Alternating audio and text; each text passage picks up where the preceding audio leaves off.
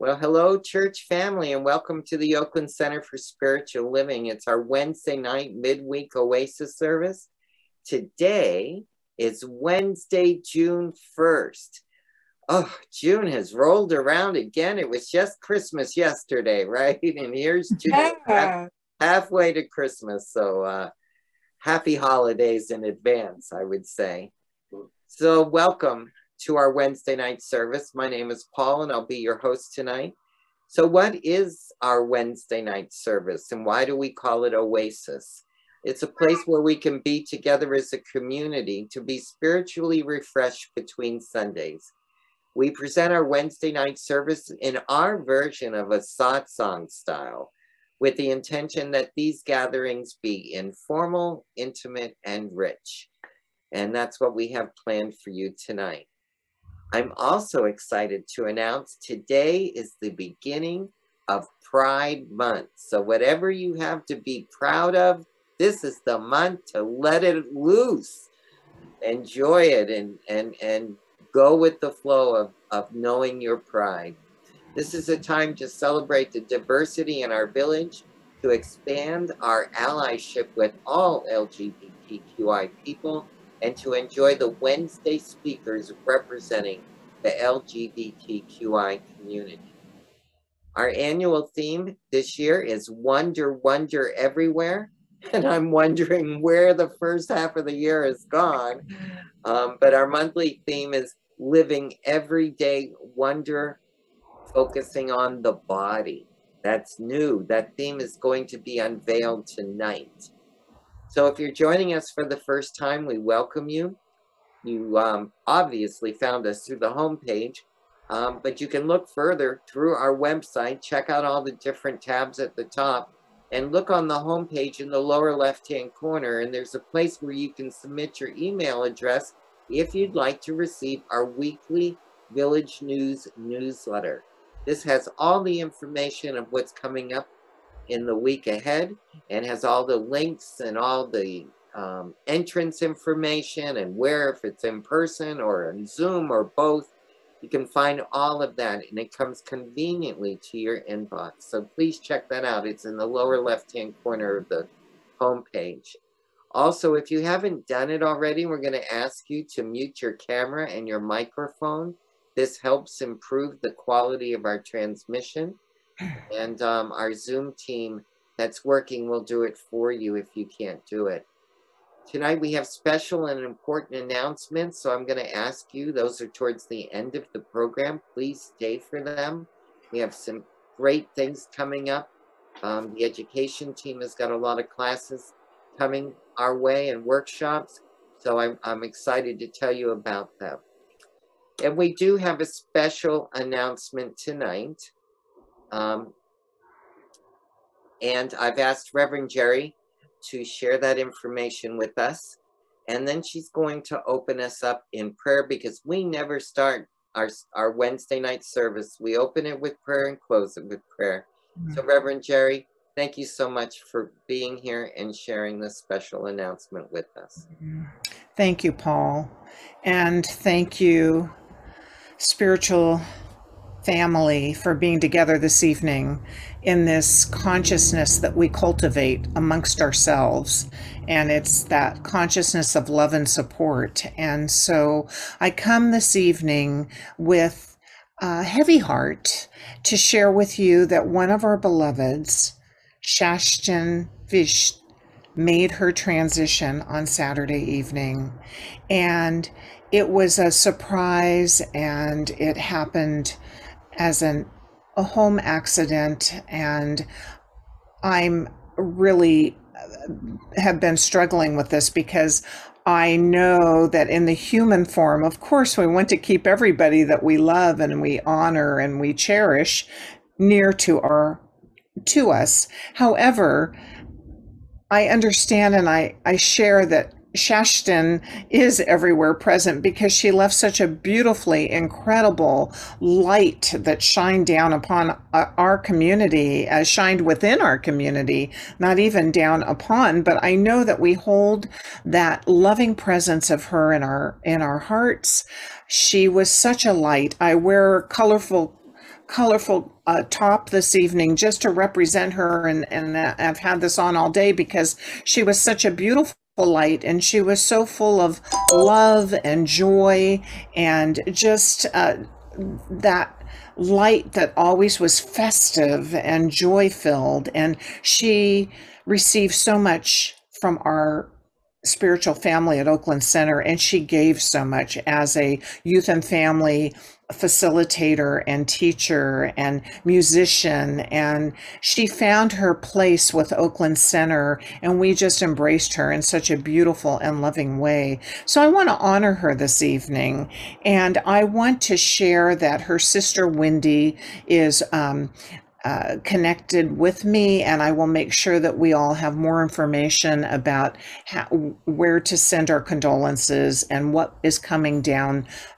as far as a celebration of her life. She was a life most definitely worth celebrating. For those of you who knew her, and for those of you who did not know her, she just was such a joy and such an inspiration. So we know that people come and go in our lives, and I want to share a reading right now from Ernest Holmes. It is human to grieve over the loss of dear ones. We love them and cannot help missing them, but a true realization of the immortality and continuity of the individual soul will rob our grief of hopelessness. We shall realize that they are in God's keeping and they are safe. We shall know that loving friends have met them and that their life still flows on with the currents of eternity. We shall feel that we have not lost them, they have only gone before. So we shall view eternity from the higher standpoint as a continuity of time, forever and ever expanding, until time as we now experience it shall be no more. From page 387.3 of our textbook. And I know that this month of June, this Pride Month, particularly was important to Chaplain. I know that she lost her partner 25 years ago, and that she shared the loving experience of that relationship with me and probably some others here on the call.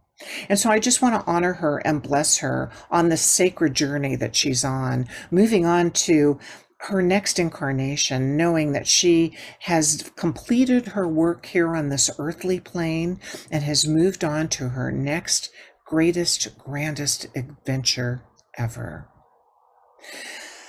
So let us go within now, just knowing that as we breathe in that breath of life, as we breathe in that knowingness that there is only one divine power and presence, that power and presence that is all-knowing and wise, that is infinite, it's boundless, it's everywhere present. And it is a presence that is so powerful and almighty, supreme and absolute. And we embrace this power and presence, knowing that we are one with it.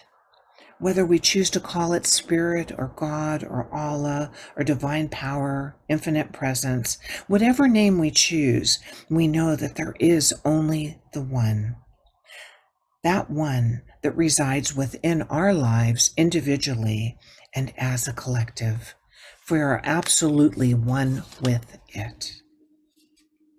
And as we continue to breathe in this consciousness of love and oneness, this essence of the divine power and presence that is connected to us each step of the way in our life journey, I claim and I accept and I know that as Chaplain makes her way safely, that she is embraced in the loving arms of the divine, and that we are here connected with her always for the love and the light that she brought to us as a spiritual community.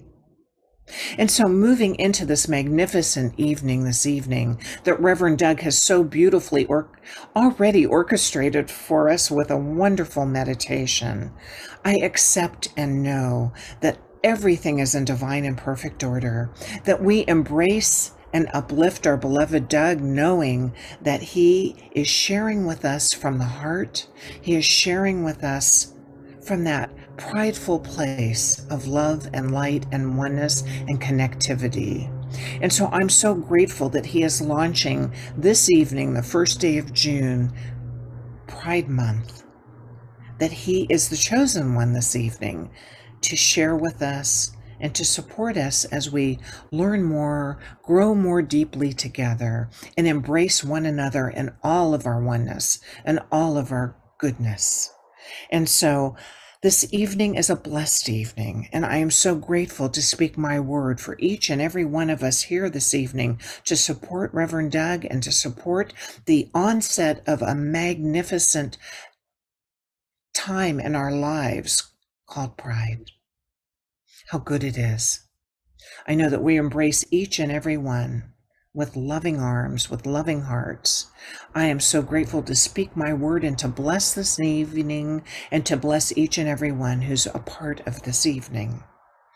How good God is, how good life is, how good the eternality of life is.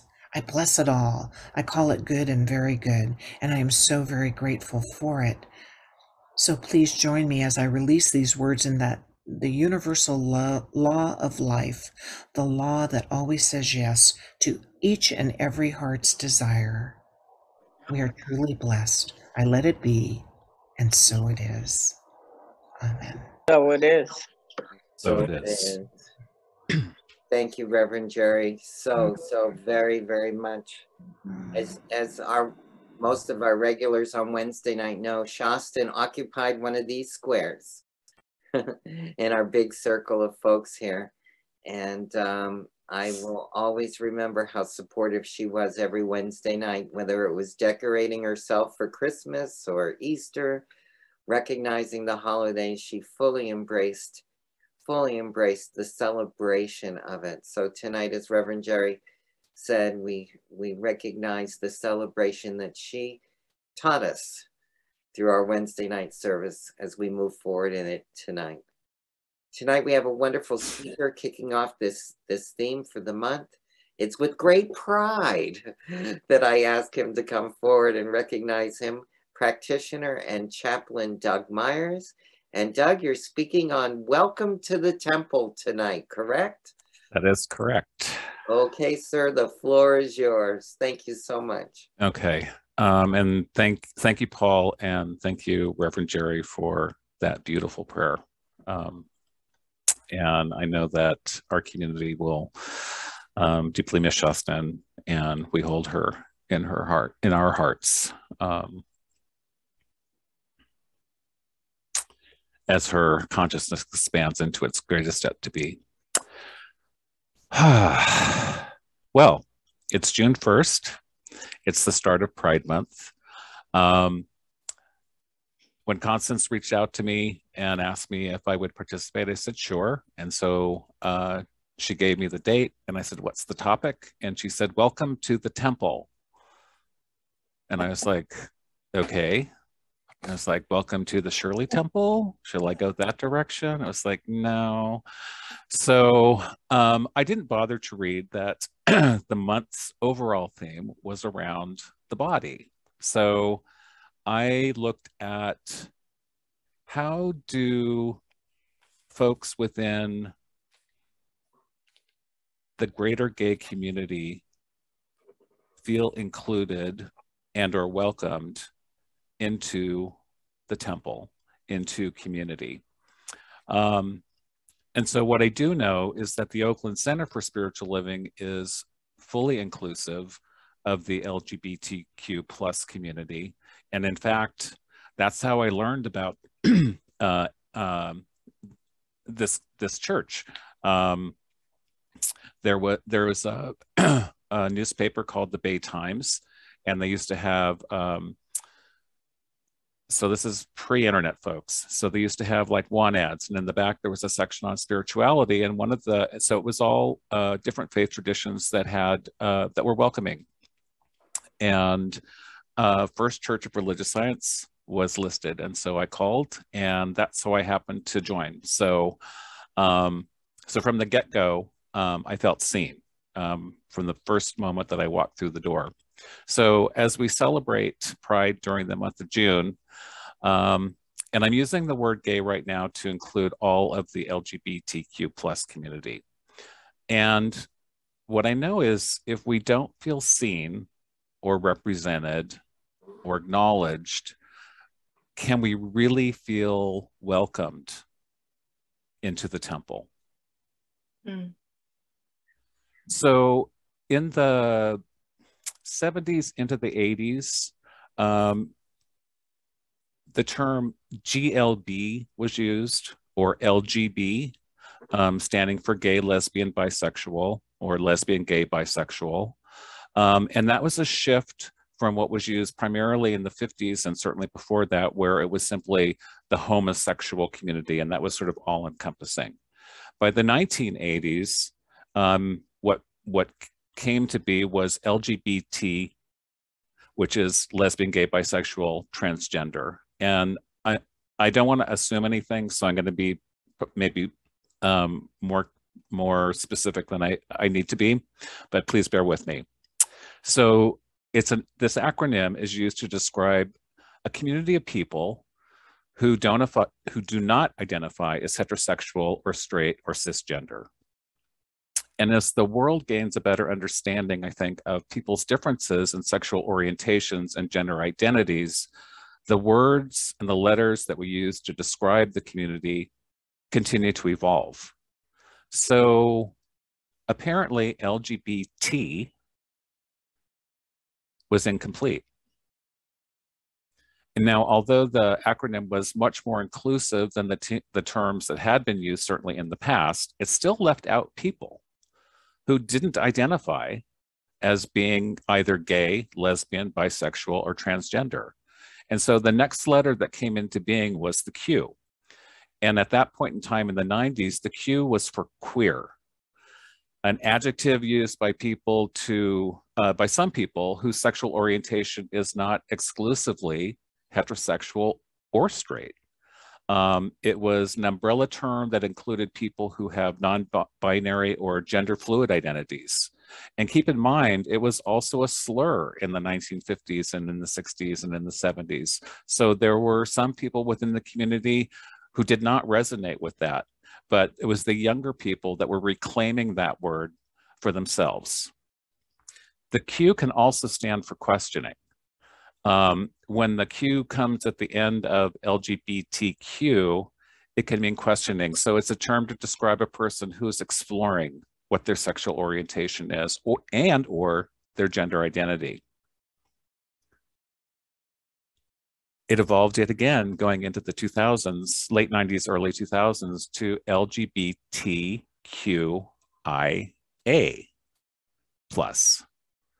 And that's become a fairly prevalent acronym that was adapted quite widely by the community.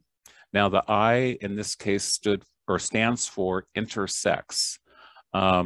So that's a term used to describe a person who is born with differences in their sex traits or reproductive anatomy that don't typically fit into the definitions of either male or female. Now, it used to be that if a child was born intersex, the doctors would make a decision of whether they deemed that child would be male or female. And so there were a lot of surgeries that were done on intersex children and say they assigned them as a male, when in fact, as the child grew up into teens and they were understanding who they were, they did not identify as a male, they identified as a female.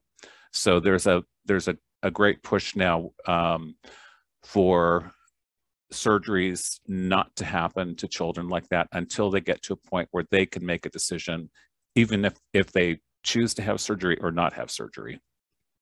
And the A stands for asexual. So the plus sign. The plus sign was a symbol that just represented the members of the community who identify with a sexual orientation or a gender identity that wasn't included in that string of letters. So it was a more inclusive way to represent gender, identity, that words can't fully describe. And so this initialism continues to evolve. And by doing so, it's welcomed more people to the temple, if you will. Now, most recently, you may see 2S, which stands for Two Spirit. And that's a term that traditionally originated for our First Nation people. And it describes those who are male, female, or intersex and have both a male and female spirit within them. It's sometimes referred to as a third gender. I'm not sure during the past 2 years with COVID, but annually at the end of, I think it's about the end of February in San Francisco, they actually have a Two-Spirit powwow at Fort Mason, which celebrates all sorts of different tribes, and people come from around the country to the powwow. It's very powerful.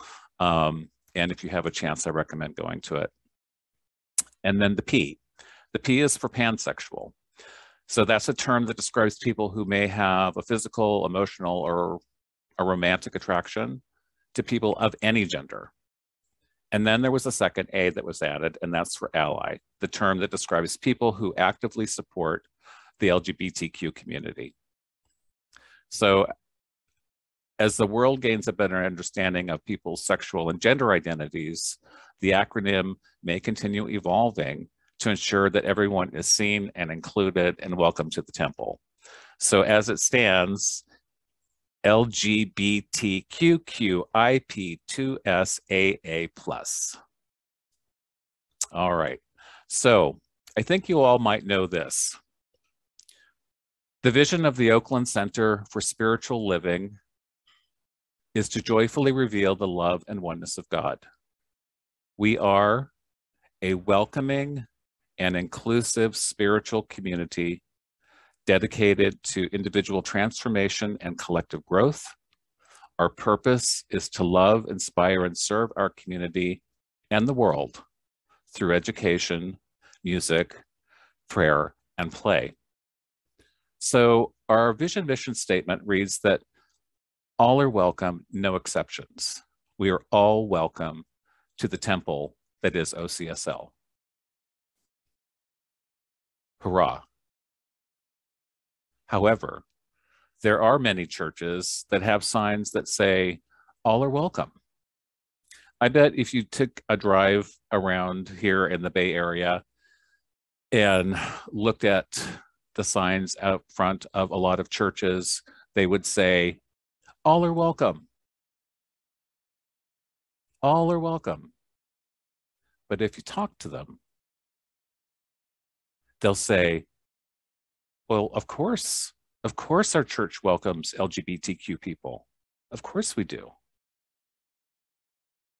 But then if you ask them, well, does your temple or church marry gay people? Does your organization hire gay people? Can gay people be leaders in your church? Are gay people allowed to teach your spiritual studies? Can they lead the youth group? Does your faith tradition even ordain gay people? And unfortunately, the answer that you usually get to all of those questions is no. So plain and simple, that's discrimination. Look up the word discrimination in the dictionary. That's exactly what it is. Now think about this. If a church said, all people of color are welcome to our church, but we won't marry you, we certainly won't ordain you, we're not going to hire you, and you cannot be a leader here. Well, then why in the heck would any person of color go to that church? And in fact, why would anyone want to go to that church? And what hurts my heart the most is that there are so many gay people who continue to go to and to attend to support churches like that. that treat them as second-class citizens. And there are people who claim to be allies of the community, supporters of the gay community, and they still continue to attend and support those churches now. Now, Centers for Spiritual Living is an open and affirming temple, and that is so important because for most people, most gay people in America specifically, the fundamental Christian church has been the enemy. If you talk to gay people who grew up in a Christian household, they will tell you that is so. The Christian church is the place that has deeply wounded and scarred many people. And it was in these places of worship that they heard that they were bad, that they were broken, that they were disordered and sinful. Think about hearing that as a child. You're a sinner.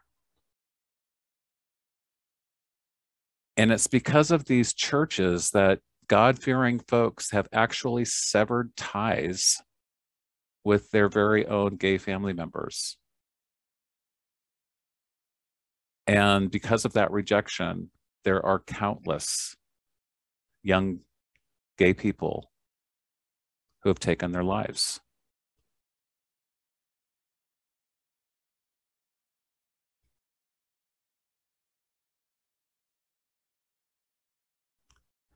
The evangelical right in America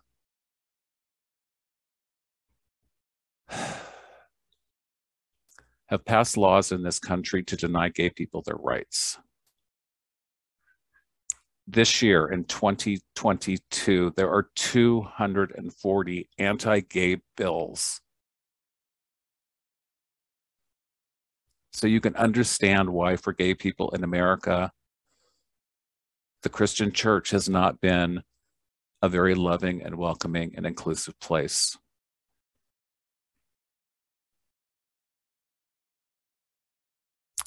Now, in my history, I was raised Catholic, and I was confirmed.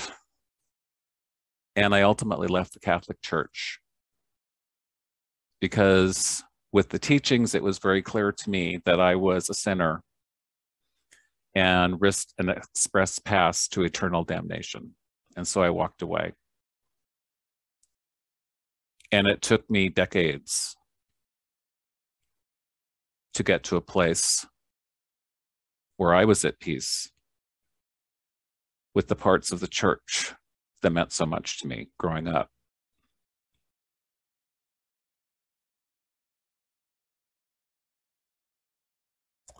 And this year, 2022, there are still churches that are debating and discussing whether people like me are worthy of being fully included in their church. Do you really understand how offensive and insulting that is? What they're ultimately saying is, you are not welcome to enter the temple. OMG, or if you prefer, WTF.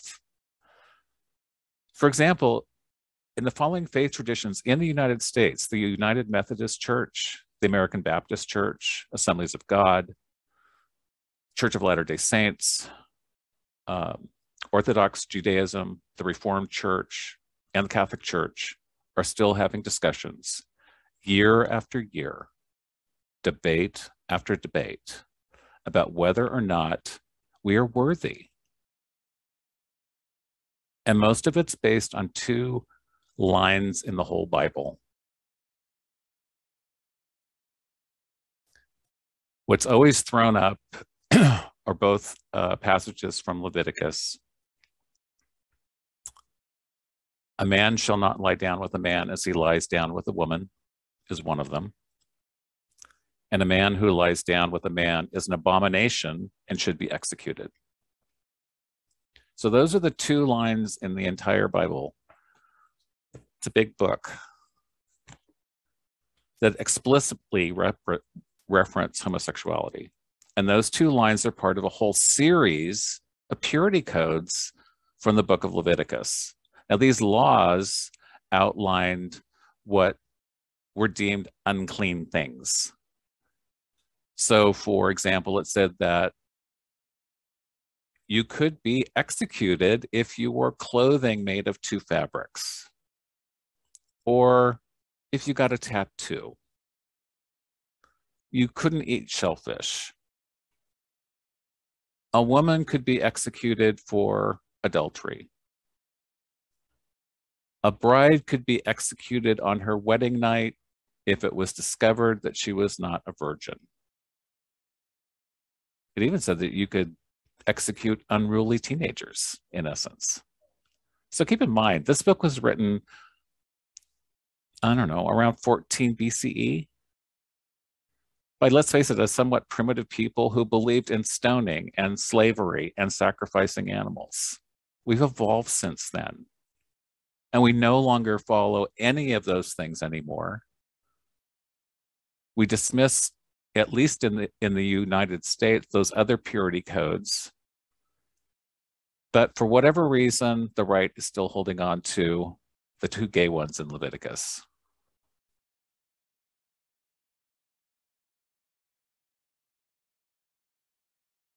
We've evolved.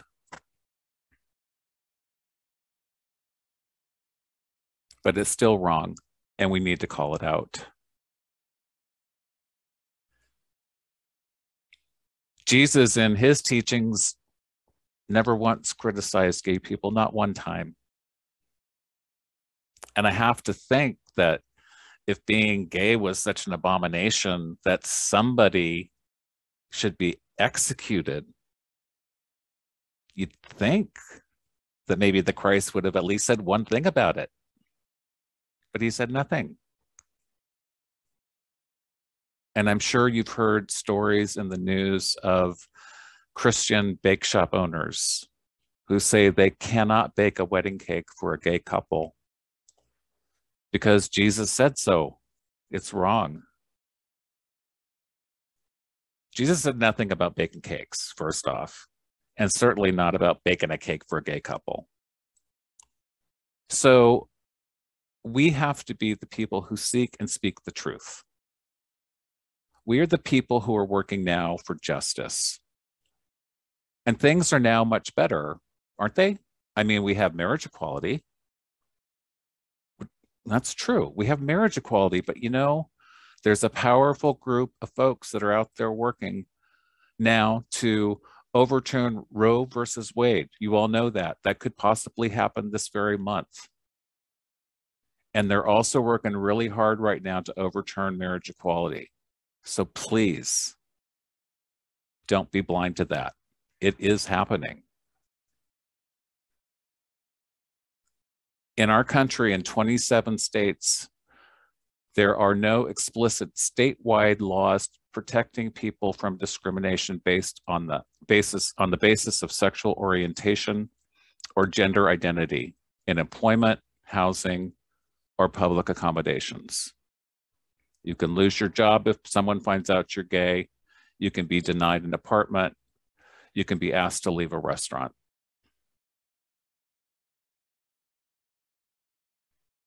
In over half our country. Last year, there were 50 reported transgender women of color who were murdered. That's just reported. Already in 2022, there have been 14 more.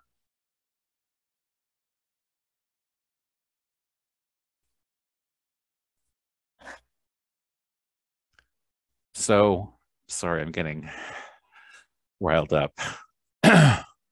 So if you think now that we have marriage equality, we don't need pride anymore, you're wrong. We need pride now more than ever.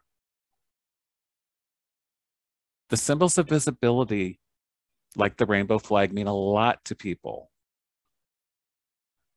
Not just to the kid who's at church hearing that he's bad and broken, or not just to some transgender person who feels like, my family kicked me out and there's nowhere I belong. It's a symbol to all of us. when we see those rainbows, it lets us know that this is a community that welcomes everybody, but also affirms and celebrates everybody.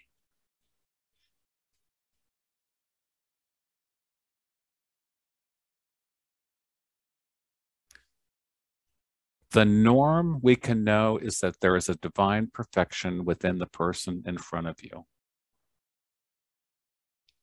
Each one of us can stop categorizing people and get to know them. None of us were born believing that gay was wrong. None of us were born needing to know someone's sexual orientation or gender identity. So let us create a brave, safe space together where we can return to this natural openness and curiosity, to this natural state of love and connection, where together we take the inward journey to the self with a capital S. And I, this evening, want to remind all of us that the divine is holding each one of us as part of its eternal perfection. That I have and you have absolute authority over your inner world, your authentic expression. It is sacred and important. You are a vital part of the divine design. You are who you are. I am who I am, on purpose, in divine purpose. And so, as part of this divine plan, I am grateful to know, to be with you on this journey, and to continue to learn together as we continue to that place where every person is welcomed to the temple with open arms, an open heart, and in loving kindness.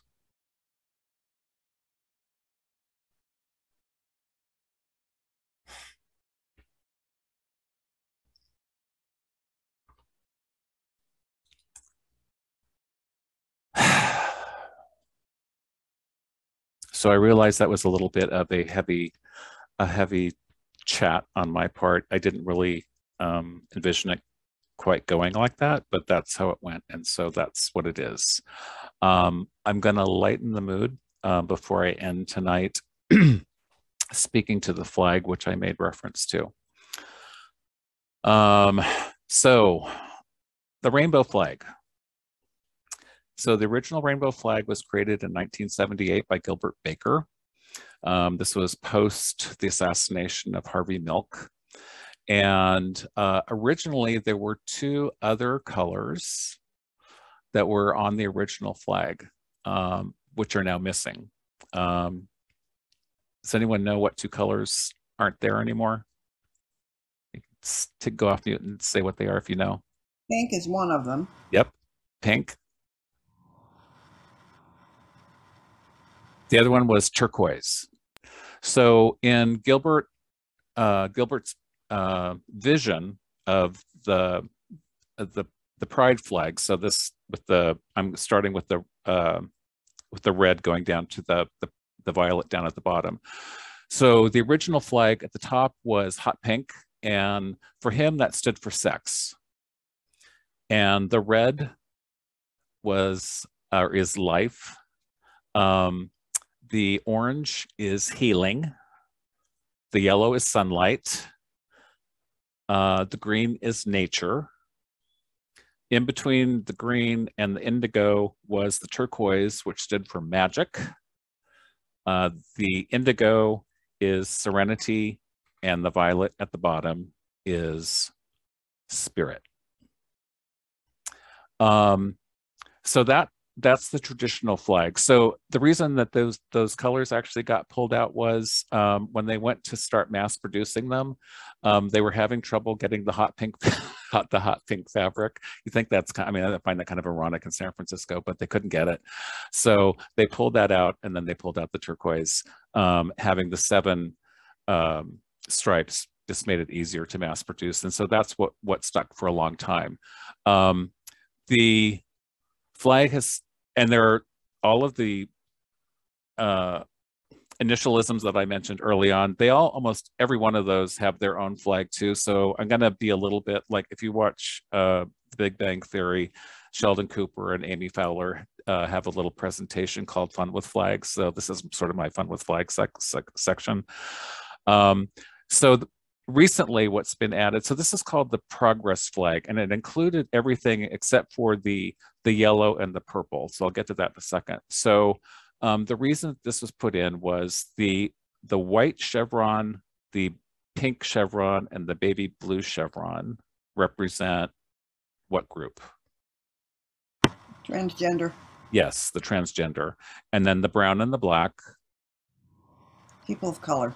Exactly, because they were often not represented well within the larger gay community. So it was to put them front and center. In 2021, in the UK, the yellow chevron with the purple circle in it was added, and that is from the intersex flag. So this is what is it called now? It's called the Progress Pride flag, and it's as of 2021. So you'll see many different versions of it. There is another one without the intersex section, and with the transgender and the black and brown stripes, but they're going diagonally across the flag. So you'll see that one as well. Okay, so that's it for Fun with Flags. I got nothing else to say. So my question to you all is, do you have any questions? And do you have anything that you might share about where you felt welcomed or not welcomed into whatever temple that might be? Great. Thank you so much, Doug. Wow. A lot to digest and unpack. So this is our time to do that for, 10 minutes or so. So if you'd like to go into conversation about that, please turn on your camera and your microphone, and Peter will be recognizing those, Doug, to help navigate them, their statement or inquiry to you or response. And to do that, you can just raise your hand like this and Peter will recognize you, or you can use your reaction button at the bottom of the screen, clicking on it and then say, raise your hand like that. We're going to ask that you be brief and to the point for the essence of time. So Peter, I turn over the navigation to you. Okay, Constance, I think I saw your hand first, and then Jerry. Okay, I just want to say that when I came out in 70-something, in the lesbian community, there was no room for bisexuals. And so, those things, and I understand why, but it was called sitting on the fence. You couldn't sit on the fence. So that was one thing. But the other thing I want to talk a little bit about is microaggressions. Because what I've seen at the center is we are very welcoming, and we can perpetuate microaggressions without understanding. Like an example is I was talking in a Beyond Limits class, and one of the participants was doing his final presentation, and he presented Kuan Yin as transgender, which was really fascinating. And the teacher, who was a minister, you know that sometimes it happens when you don't know what to say, so you just sort of go silent? Yeah. That's what happened. And so it was like no one said a word about it, myself included, I have to say. It was just sort of like, that was a statement that went into dead air. No one asked him about it. No one talked about it. He never came back to the center. I've also seen it sometimes with things about it's okay, we love you if you're gay as long as you don't do X, Y, and Z. You know, I'm not quite sure what would happen if Dykes on Bikes showed up to service wearing their leather vests and no bras. You know, somehow I think that might not go over great. So I think we've got to be really careful about our microaggressions, and because we do them, and so that's what I have to say. That's what I have to say. Thank you, Reverend Jerry. Doug, I just wanted to appreciate you for such a thorough understanding and explanation of the colors of the flag and the process in which everything has transpired over the timeline for inclusiveness. So I really, really appreciate being educated in this way. It was really rich and Thank you. Yeah, thank you. Thank you for bringing this to us. And, you know, the way that we need to hear it in our community and in the world. And so just the awareness, I appreciate it so much. The simple of it. Yeah. Thank you, Chap. You bet.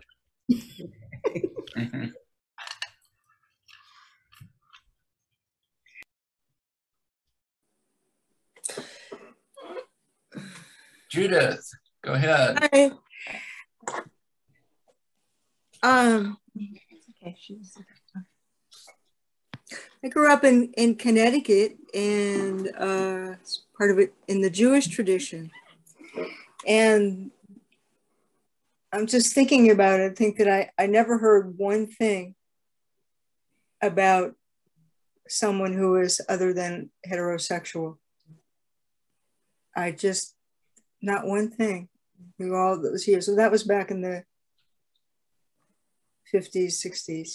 But, you know, I went to Sunday school forever, but it was never talked about. And hadn't come out yet until I was out here, and actually after I had been married and divorced. And at some point when I came out, you know, I thought, well, this is a safe place to be. And maybe even San Francisco is not totally, I have to pay more attention to what goes on even here in the place that I think is the most safe place to be gay, yeah, of any other place in the world. So I'm glad I'm here, and I'm really glad that you gave the whole explanation of the flag, because I didn't know anything about that. I just thought, oh, beautiful flag. And so thank you. And you've given me some stuff to think about. So thank you so much. You bet. I just want to share quickly. I made a note about Gilbert Baker, who created the flag. And it said that Baker conceived a flag that would empower his tribe and a rainbow of humanity motif to represent the community's diversity. He assigned symbolic meaning to each of the flag's 8 colored stripes. And his quote is, "I thought of flags in a new light. I discovered the depth of their power, their transcendent, transformative quality. I thought of the emotional connection they hold. This was our new revolution, a tribal, individualistic, and collective vision. It deserved a new symbol." And let me just say, they just actually, he passed away, I think in 2017, and they found in his, so the 2 original flags that were created in 78, they thought they were long gone, and they actually found remnants of one of the 2 original flags, which is actually now at the LGBTQ Historical Society in the Castro. Cool. Yeah. Oh, nice. I'll go see it. Yeah. Janine, go ahead. Unmute yourself. Hi, everybody. Hi. Doug, it's so good to hear you speak of your pride and yeah, I loved everything you had to say. I have a family that we are prideful, and it has been a journey. I have a sister who, in the Catholic Church, she was awesome. And as a preteen, she said to my mom, "How come there's only altar boys? Why can't there be altar people?" And my mom said, "That's a good point."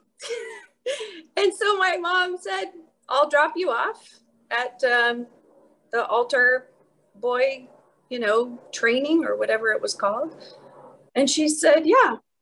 And she stepped in and said, "I believe that girls should have a right to be on the altar as well as boys." And so the pride that I feel for my sister to just even start at such a young age, that awareness, I mean, I can't describe, how that feels to have a sister with that kind of consciousness at such a young age. I also have so much respect for my parents for being openly loving no matter what their children or family members decided for themselves. And I've raised my kids the same. So I'm one of the lucky ones to have parents so open-minded and open-hearted and able to see within themselves how important love is. Amen. Yeah. It has, when you have children, when you have family, when you have extended family, adopted family, whatever, family is family. Family is love. And that's what supersedes everything else. And I was raised that way, and I'm very prideful of that, and prideful to be an ally. Thank you, Janine. Yeah. Thank you, Doug. Thanks. Regina, go ahead.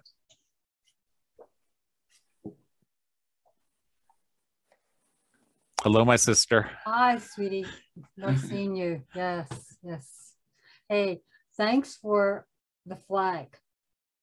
I'm somebody that just organizes my life around metaphors and symbols and etc. So this was brilliant. And I have never seen the intersecting part of it. I always see all of the colors coming down, but never that piece. And I feel so disappointed that they couldn't find the hot pink and the turquoise. It's like, really? Has there not been any reworking of that, given that that was the original intent? Yeah, there actually has been, where I think it was in 2017. And I'm trying to think, I think it was actually in South America where it was reinstituted, where this fellow put the hot pink back up at the top and then put the turquoise in between the green and the blue. So it is out there. Are they going to ever, well, you may not know, are they going to bring it back to the original design? That like, I don't know. It seems like I doubt it, unless it's a melange of kind of what's going on with this progress pride flag that's been created now, because you're starting the use of the intersex yellow chevron with the purple circle. That was new to me. I was familiar with the other chevrons with for people of color and transgender. So I think kind of like the string of letters, it's just going to continue to evolve. I want those colors on that flag. Yeah. Now I'm really missing them. It's like, I know, and and it's like, I mean, and it's like, okay, so hot pink was sex, and sex, and we need the magic. Yeah, exactly. Yeah, magic. Oh well. Thanks, I will hold that vision. I want the sex and the magic back on that flag. Here. Yeah. Hey. Good. Thank you.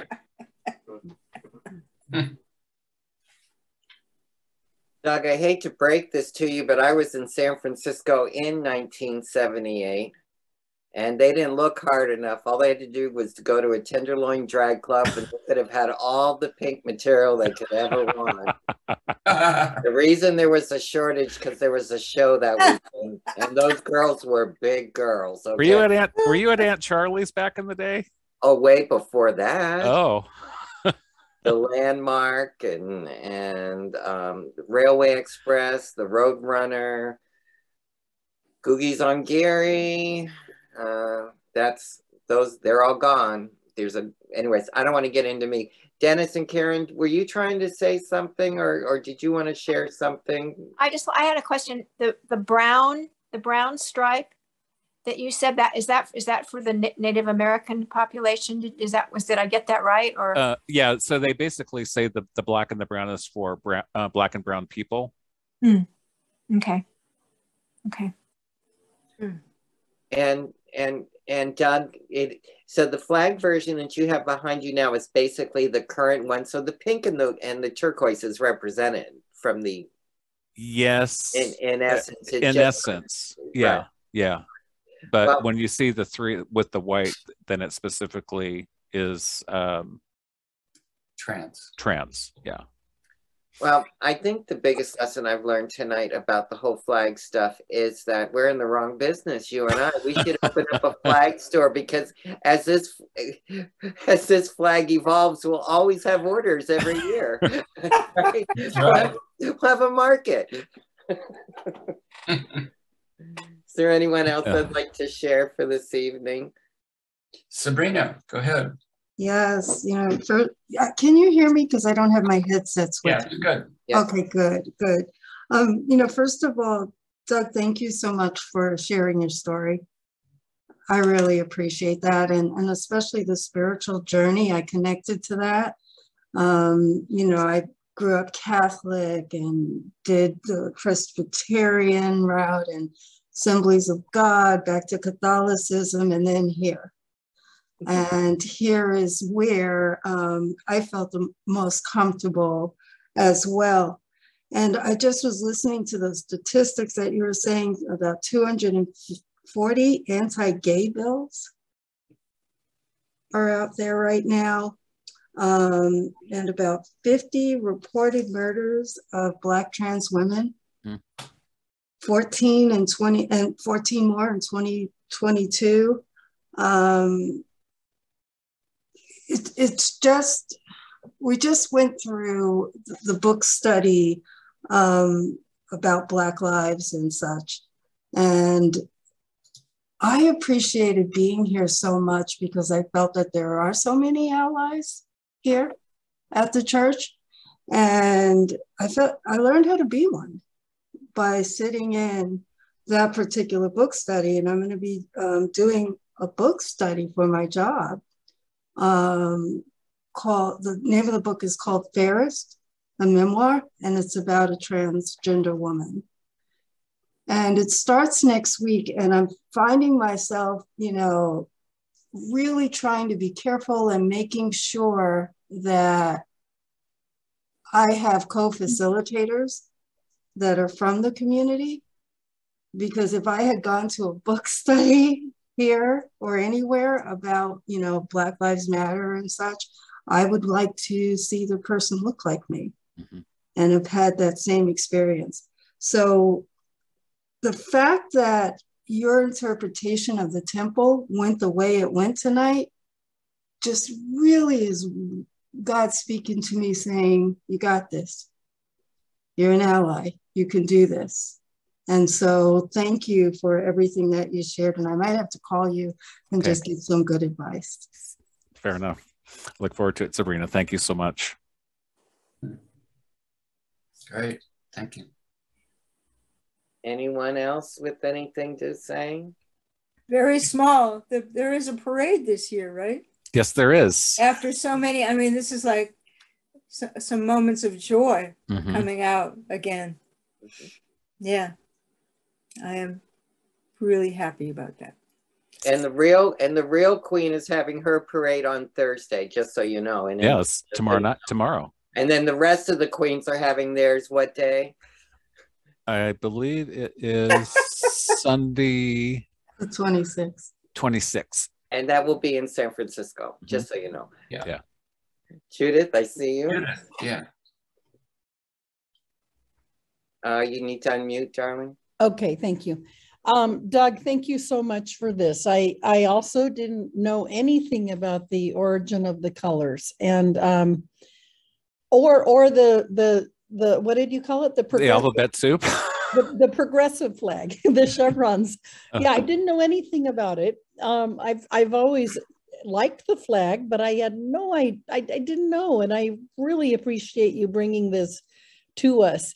And also the quotes from Leviticus and that perspective. Oh.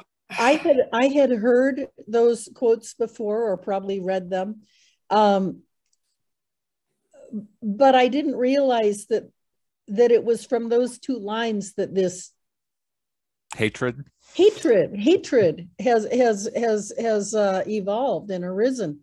And it's also interesting, there's nothing about a woman lying with a woman, right? No. It's always about a man lying with a man, although the woman can be stoned for adultery, whereas the man is not stoned for adultery. No. I mean, there's all these it's and that Leviticus is horrible. I remember in high school I had an assignment to read the first 5 books of the Bible, one of which was Leviticus, and wow, it's just the wrath of God. You know, it's this angry, wrathful God, and that God is still being taught and perpetuated is.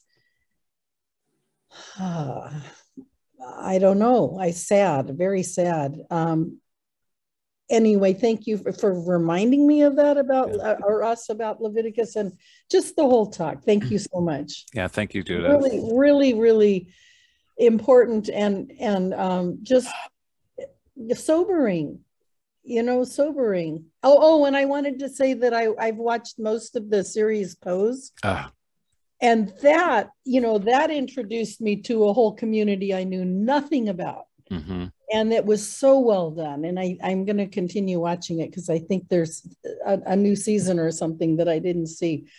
So anyway, thank you. Yeah, no, it's a beautiful representation of a marginalized community within the LGBTQ community, where these young people of color who were trans or non-binary weren't fitting in and created their own families and then the balls to celebrate themselves. Yeah. And the young people were young people on the street, teenagers who were thrown out of their homes by their, you know, right-wing evangelistic parents who couldn't relate to them, and they were on the streets and they were taken in and given a home and raised up.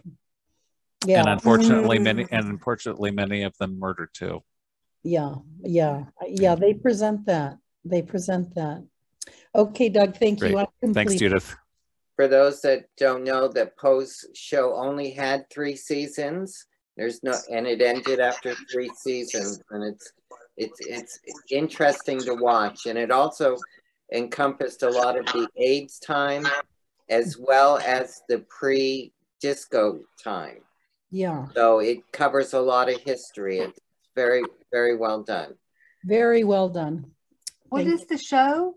Called Pose, Pose. Doug, isn't it HBO? It was FX. Oh, FX. Okay, Pose, POSC, Pose show. Right. I just found it again. I realized I hadn't seen season 3, so I'm starting season 3. Good. POSC. It's based on ballrooms. The ballroom is the drag culture. Before RuPaul actually came out of ballroom, but that's where all of these people came to express their identities through different things, and it's based on the idea of pose. Got it. How you pose. Yeah. It's runway. It's runway. It's fashion on the runway. Madonna wrote the song based on that culture. Wow. So, thank you. Yeah, so it's a great show. You'll love the people. Billy Preston, am I got that right? Wow, Billy Preston. Billy Porter. Billy Porter Okay. is the star, and this really launched him higher than ever in to a whole different level. It's really great. Yeah. Oh, Dorothy, thank you. Dorothy. Is he Pray Tell? Is Billy Porter Yeah, Pray Pray Tell? Yeah. Yeah. Go ahead, Dorothy. Billy Porter. Okay, Doug, I just want to thank you for your vulnerability tonight. And I want to thank you for enlightening me on things that I had no idea. But I found out last year that I have a LGBT granddaughter. So I just want to thank you for enlightening me through what you went through and with the possibilities that she will go through too. So thank you so much. Thank you, Dorothy. I'm complete. Thank you, Dorothy. Is there anyone else? Great. So can we show our appreciation? Before we do that, I want to recognize Joan. I just love you, Joan, when you're here. And if you look in the chat, she referenced a story about how she knew at Park Boulevard Presbyterian Church when she was younger. I'll just leave it at that, Joan. And she had a teen choir director who was definitely gay, Lyle R. And we all knew that and loved him so much. We could care less what his orientation was. We loved him and he loved us. So see, you could see some of us stuck on that flag can have a positive influence somewhere.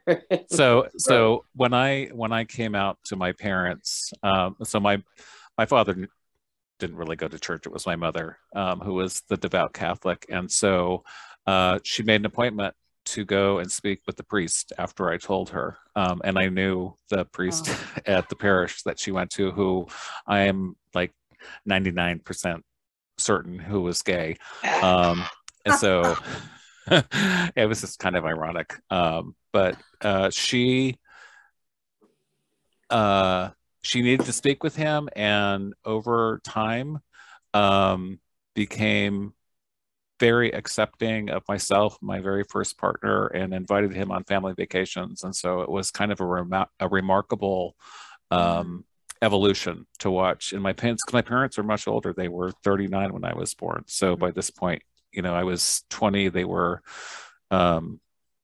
60, both born in the 1920s. Wow. So change can happen. I saw Zoe and Freya's hands up, but nobody called on them. Zoe, did you have something to say, or Freya? Actually, I was applauding. Oh, you were applauding. Okay. I was applauding. Okay. Doug. We accept that. That's where I was going. Let's applaud Doug and everybody that applauded and Thank everybody you. that raised their hand. Hey. Thank you. Wonderful, wonderful. Thank you, Douglas, so Thank much. you. So Peter and I have a little PowerPoint presentation for you with some announcements that we're going to breeze through quickly, but there's a lot of good stuff. So hang tight for this if you would. Peter, when you're ready. So this Sunday, June 5th, Reverend Rafe Ellis will be speaking on Enter the Temple. Reverend Rafe is a senior minister at Sierra CSL. He is a compassionate being. He's lived his life with great curiosity and an insatiable thirst for knowledge.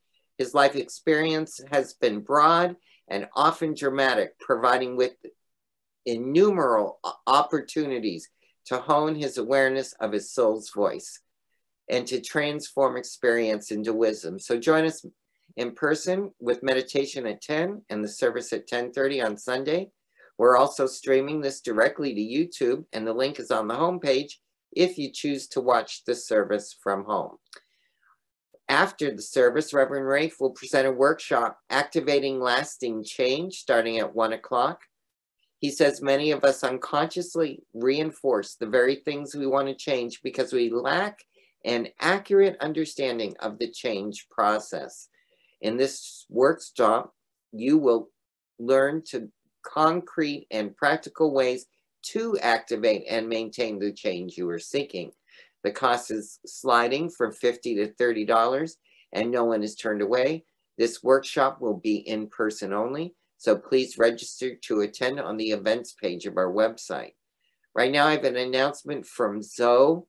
Zoe, if you could do the next one for me. This is your group that's meeting on Sunday, and in the light of Shaston's passing this weekend, maybe some folks will be reaching out to you. Zoe? Thank you, Paul. Yes, this Sunday, as we do the first Sunday of every month, we'll be meeting both in person in Reverend Jerry's office and on Zoom. Our topic is going to be finding rest amid the turmoil. There are just so many things going on in the world today, whether it's our smaller world, seeing our beloved Shashton as she takes her steps on her spiritual journey, or whether it's the war, or whether it's the lunacy that seems to be taking over parts of this country. We know that turmoil is not who we are. Being able to find rest when you're grieving is a critical part of being able to have a fulfilling life despite that loss. So we invite you, no matter what it is that is going on in your life, whether you're dealing with the loss of a loved one, loss of a situation, whatever it might be, please come join us. We'd love to have you. Thank you, Paul. Thank you, Zoe. And that's this Sunday at 12:30. It's on Zoom and in person, and you can see the link on the events page of how to join on Sunday. It will be held in Reverend Jerry's office if you'd like to attend in person. Next Wednesday, June 8th, Outreach Practitioner Dylan McClintock will continue to illuminate Pride Month and the monthly theme of the body. From wherever he is in the world, Dylan will be talking about loving this body. Meditation is at 6:30 and the service is at 7, and our Wednesday night services are remaining on Zoom. Reverend Savannah Noel will be facilitating a workshop, Boundary Breakthrough Workshop, a guide to self-love, truth-telling, and healthier relationships at 1 o'clock on Sunday, June 12th, a week from Sunday. Boundaries are the expectation and agreements we have with others that help us feel safe and provide clarity in our relationships. Without them, we find ourselves depleted, exhausted, and our needs go unmet. This workshop is in person with a Zoom option, and the cost is $35. Zoom participants must register by Friday, June 10th, which you can do on the events page of our website. It's open forum time. Your Board of Trustees will be hosting the open forum on Friday, June 10th at 6:30 by Zoom. This is a week from this coming Friday. Come with your curiosity about what is going on at the center and your questions for the board. Did you read the special village news that came out last night? The Education Corps at Oakland Center is presenting a wonderful lineup of workshops this spring and summer to help us all ease back into village life. The more workshops you take, the more chances you have to win prizes. Check out the events page for the June and July workshops and keep checking because the August ones will be showing up there as well very soon. We are back in business, my friends. With more people showing up in person, we need more help. Sacred service is a blessing and a gift and a spiritual practice.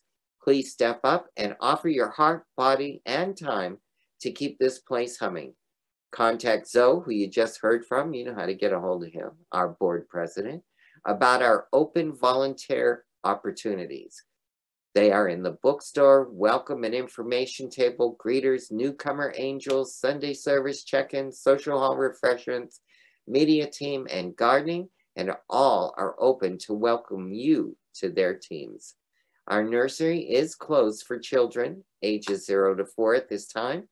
We look forward to seeing you and younger ones as we open the nursery again in September. And as always, for any information about what's going on in the center, you can always visit us at www.oaklandcsl.org. Please be sure to check out that events page. And don't forget, you can follow us on Instagram, YouTube, and Facebook. Every Sunday and every Wednesday, we read the new minister's covenant letter together, and we're going to do that right now. So if you'll follow along with me, I would appreciate it. There is only one life. This life is good. This life is God. This is my life now. In knowing that I am one with this life that is God, I therefore know that I am one with all of its blessed expressions, which includes the presence of a new minister for my beloved spiritual community. Because I know that the highest purpose of my new minister is to reveal spirit, I therefore know that my new minister is a revelation of God as wisdom. I further know that my new minister is the fulfillment of that which has been promised by Spirit. For it is written, I am filled with divine wisdom. I allow divine mind to fill my mind now. As I stand in agreement with my beloved community, I see my new minister revealed before me as unity in the community. I now intend to experience my new minister in full cooperation and agreement with my community, knowing the truth about myself. For I am inspiring unity and diversity, embracing and nourishing our community. I am awakening the wisdom within. I am healing and expanding our community with the power of love. I am engaging the community in building a world that works for everyone. I am deepening family consciousness.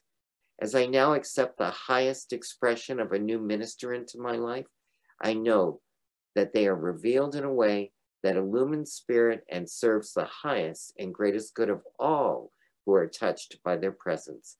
I am grateful. God is gracious, and so it is. Ashe. So in that spirit of gratitude, I'm grateful for everything that people give, whether time, treasure, or talents. So repeat with me as I say the giving affirmation. Joyously, I give with an attitude of abundance, knowing that as I give, I do receive. And the ways that you can contribute, whether through its volunteering or attending services or doing work around the center, you can also donate financially. And let me tell you how you can do that.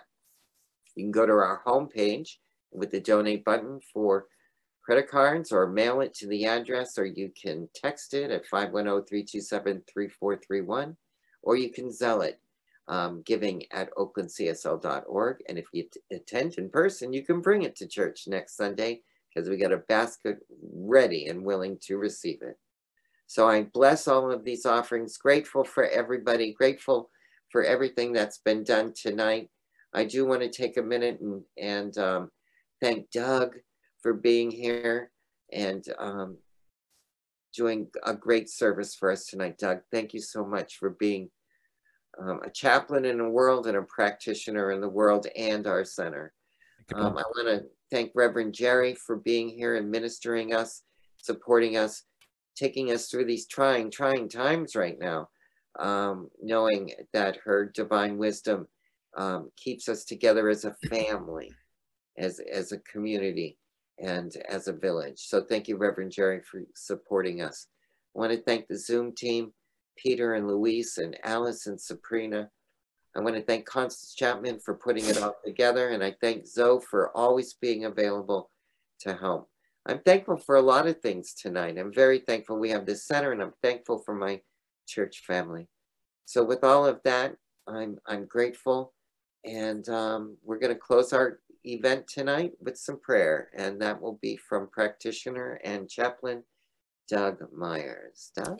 Okay, so let's just take a big, deep, loving breath in. And knowing that there is only one mind, one source back of all, one power, one divine intelligence, one God, one creator. And recognizing and knowing that spirit is all that I am. And as I know this to be the truth of who and what I am, I know that this is the truth of each one of us here tonight. All of us whole, perfect, and complete in the heart mind that God is. All of us the beloveds of the beloved. A spirit is in, as, and through each one of us. each of us one, with the one love, the one heart, the one mind. And so I just give great and abiding thanks. I give thanks for the Oakland Center for Spiritual Living for hosting a series of programs to celebrate pride, to celebrate the many colors of the rainbow that will express themselves throughout the month and throughout the year.